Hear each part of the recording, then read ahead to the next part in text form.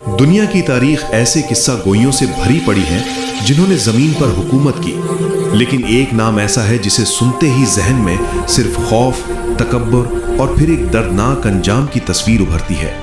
یہ داستان ہے اس شخص کی جس نے موت کو بھلا دیا تھا، جس نے سمجھا تھا کہ اس کی سلطنت کو کبھی زوال نہیں آئے گا۔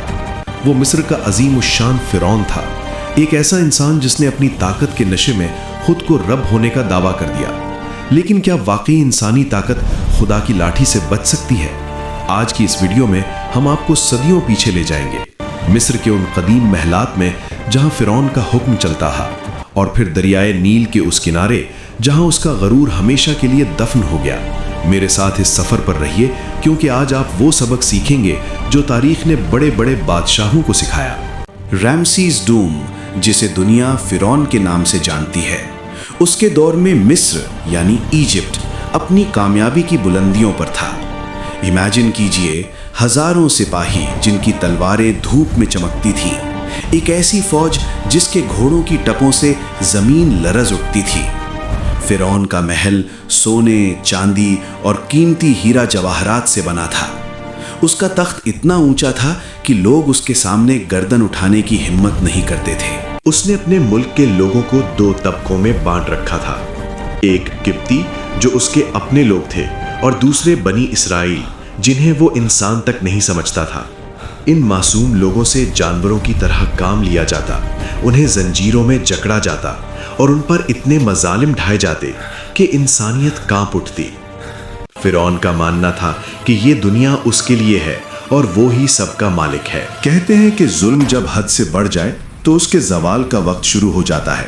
فرعون کی تباہی کا آغاز ایک ایسے خواب سے ہوا جس نے اس کی راتوں کی نیند حرام کر دی۔ اس نے دیکھا کہ بیت المقدس سے ایک آگ نکلی اور مصر کے ہر گھر کو جلا کر رکھ دیا، سوائے بنی اسرائیل کے گھروں کے۔ جب نجومیوں نے بتایا کہ اے فرعون، بنی اسرائیل میں ایک بچہ پیدا ہوگا جو تیرے تخت کو الٹ دے گا، تو فرعون کے اندر کا ڈر باہر نکل آیا۔ اس نے ایک ایسا حکم جاری کیا جس نے پورے مصر میں ماتم بچھا دیا۔ اس نے کہا، بنی اسرائیل میں پیدا ہونے والے ہر لڑکے کو اسی وقت قتل کر دیا جائے۔ ہزاروں معصوم بچوں کا خون دریائے نیل میں بہایا گیا۔ ہر ماں اپنے بچے کو چھپانے کے لیے در در بھٹکتی تھی۔ فرعون کو لگا کہ اس نے موت کو مات دے دی ہے، لیکن وہ یہ نہیں جانتا تھا کہ اللہ نے اس بچے کو اس کے اپنے گھر میں پلنے کا فیصلہ کر لیا ہے۔ وہی بچہ حضرت موسیٰ علیہ السلام، جنہیں ان کی ماں نے اللہ کے بھروسے ایک صندوق میں ڈال کر دریا میں بہا دیا تھا، وہ بہتا ہوا فرعون کے محل کے گھاٹ پر جا رکا۔ فرعون کی بیوی آسیہ نے اس بچے کو دیکھا تو ان کا دل بھر آیا، اور وہی بچہ فرعون کی آنکھوں کے سامنے پل کر پڑا ہوا۔ جب موسیٰ علیہ السلام جوان ہوئے اور اللہ نے انہیں نبوت سے نوازا تو انہیں حکم ملا کہ فرعون کے پاس جاؤ اور اسے حق کی دعوت دو۔ وہ دربار جہاں کوئی اف نہیں کر سکتا تھا، وہاں موسیٰ علیہ السلام نے کھڑے ہو کر کہا، اے فرعون، تو خدا نہیں ہے، خدا صرف وہ ہے جس نے تجھے اور مجھے پیدا کیا۔ ان غلاموں کو آزاد کر دے۔ فرعون یہ سن کر آگ بگولا ہو گیا۔ اس نے کہا، اے موسیٰ، کیا تم بھول گئے کہ تم نے میرے گھر کا کھایا؟ تمہاری یہ مجال کہ مجھے للکارو۔ اس نے اپنے جادوگروں کو بلایا تاکہ موسیٰ علیہ السلام کو ذلیل کر سکے، لیکن اللہ کے معجزے نے ان سب کے جادو کو مٹی میں ملا دیا۔ جب فرعون نے حق ماننے سے انکار کر دیا تو اللہ نے مصر پر عذاب بھیجے۔ کبھی ٹڈیوں کا لشکر آیا جو سب فصلیں کھا گیا، کبھی خون کی بارش ہوئی، کبھی مینڈکوں کا عذاب آیا۔ جب بھی عذاب آتا، فرعون گھبرا کر کہتا، موسیٰ، اپنے رب سے دعا کرو، اگر یہ ٹل گیا تو میں تمہیں آزاد کر دوں گا۔ لیکن جیسے ہی عذاب ٹلتا، وہ پھر سے وہی ذلیل حرکتیں شروع کر دیتا۔ آخرکار اللہ کا آخری فیصلہ آ گیا۔ حضرت موسیٰ علیہ السلام کو حکم ہوا کہ وہ رات کے اندھیرے میں اپنی قوم کو لے کر مصر سے نکل جائیں۔ جب صبح ہوئی اور فرعون کو پتہ چلا کہ اس کے غلام بھاگ گئے ہیں، تو اس نے اپنی پوری فوج اور اپنے بہترین رتھ ساتھ لیے اور ان کا پیچھا کیا۔ سامنے سمندر کی گرجتی ہوئی لہریں تھیں اور پیچھے فرعون کا خون خوار لشکر۔ موسیٰ علیہ السلام کی قوم چیخ اٹھی، ہم پکڑے گئے۔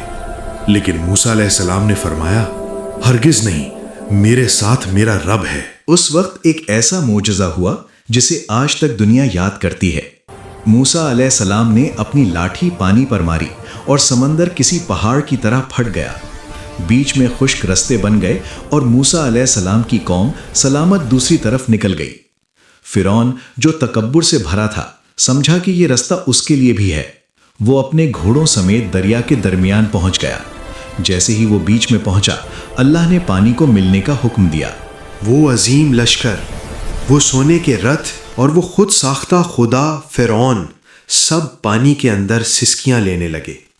ڈوبتے وقت اس نے کہا میں موسیٰ اور ہارون کے رب پر ایمان لایا، لیکن اللہ نے فرمایا آج نہیں، آج ہم صرف تیرے جسم کو بچائیں گے تاکہ تو آنے والوں کے لیے نشانی بن جائے۔ آج کائرو کے میوزیم میں رکھی ہوئی اس کی ممی ہر دیکھنے والے کو یہ سبق دیتی ہے کہ دنیا کی طاقت، دولت اور اقتدار سب فانی ہے۔